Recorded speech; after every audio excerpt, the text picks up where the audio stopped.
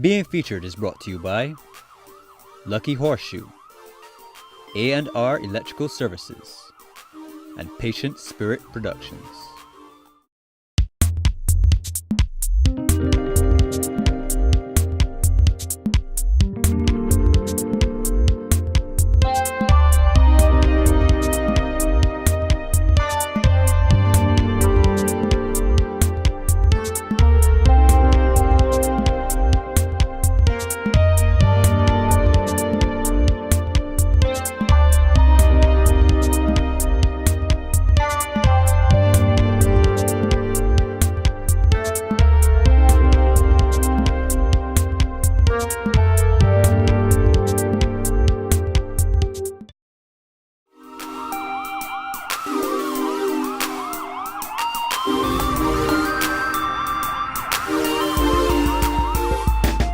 My guest being featured today is a musician, a composer, and a tutor at the Barbados Community College and the UWI.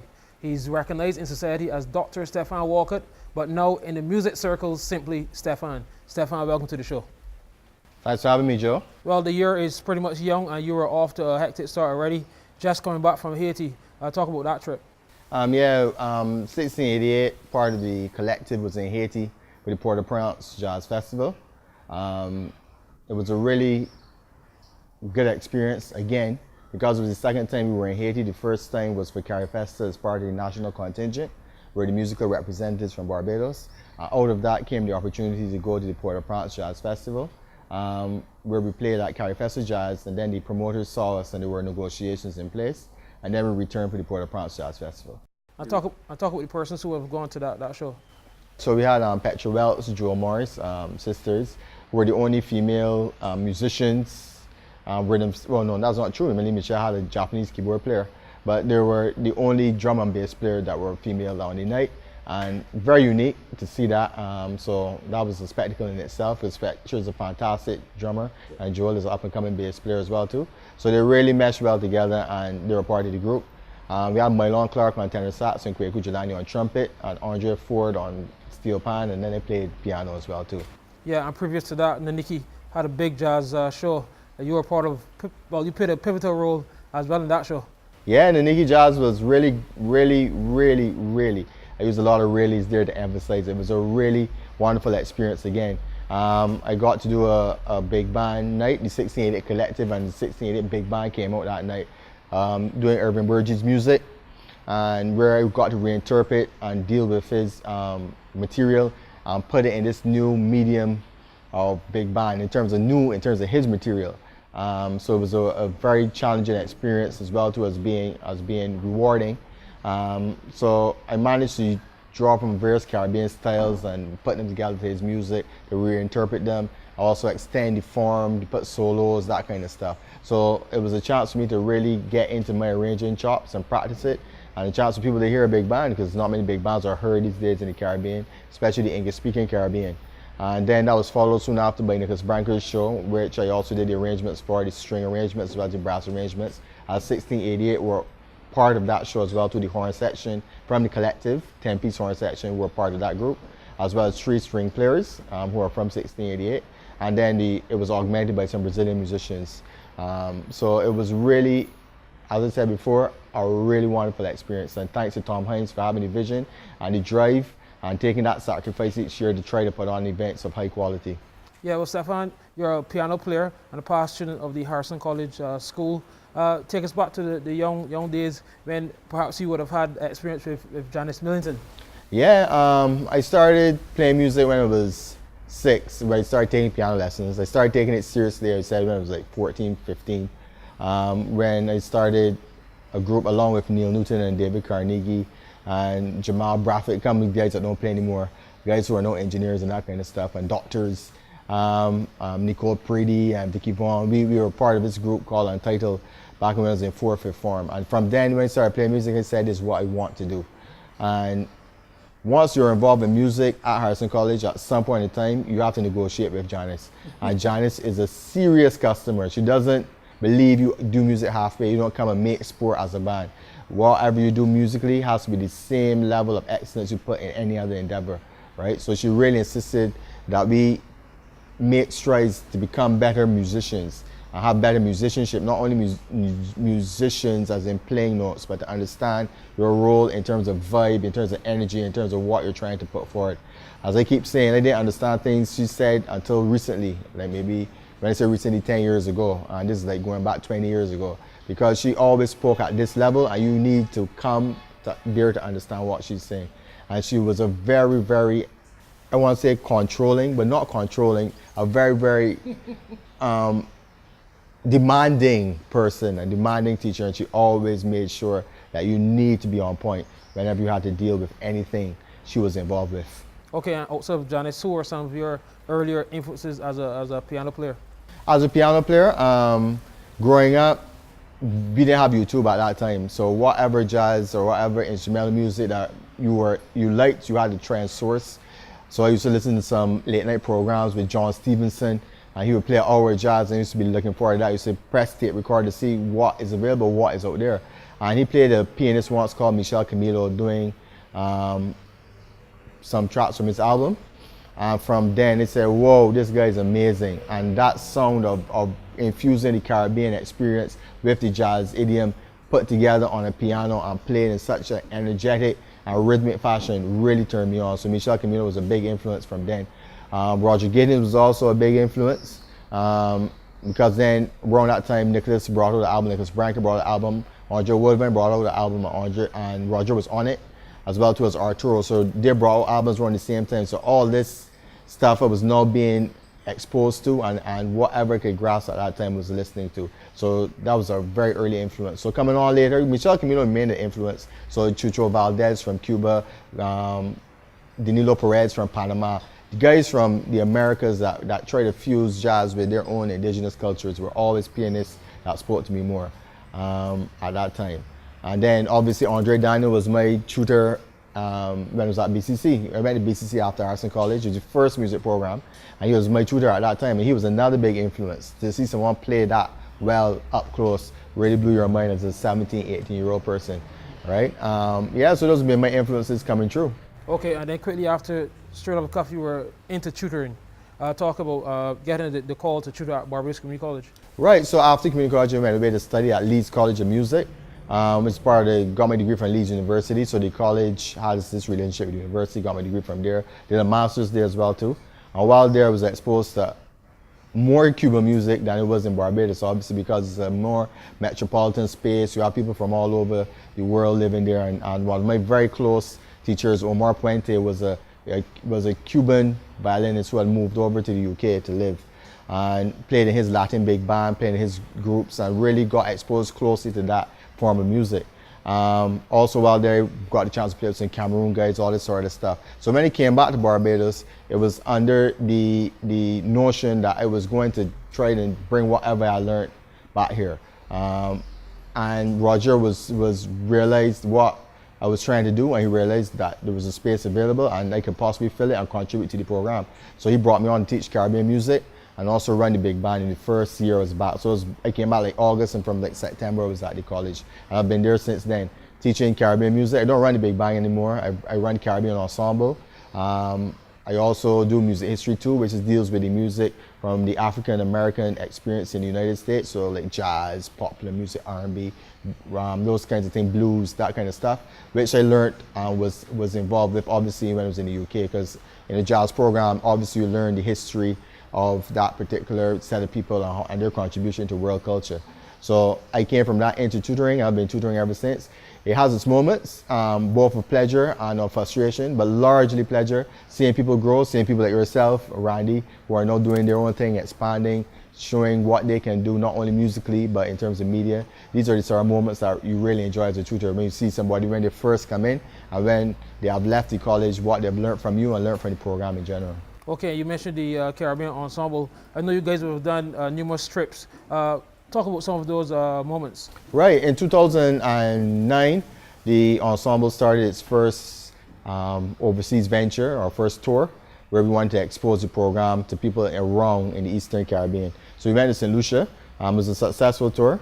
We followed that up by 2010, we went to St. Vincent, then we went to Grenada in 2011, and then repeated the cycle back to St. Lucia in 2012.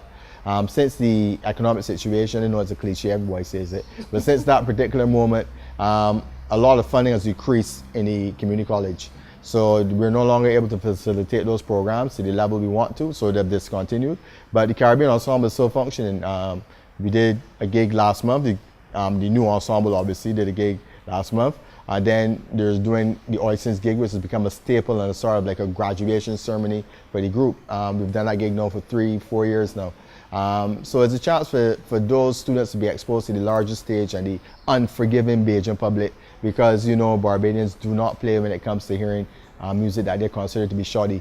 So the ensemble is still running, and even though we don't do the overseas trips, the children still get the exposure to audiences and to put what they have and what they're expressing in front of people, which is an important thing and one of my goals in the music as a whole, to keep that community music making thing together. So get the children performing for people, that's a major, major success still every time I see it. Well, we're going to take a break now. When we come back, we'll hear more from Stefan Walcott.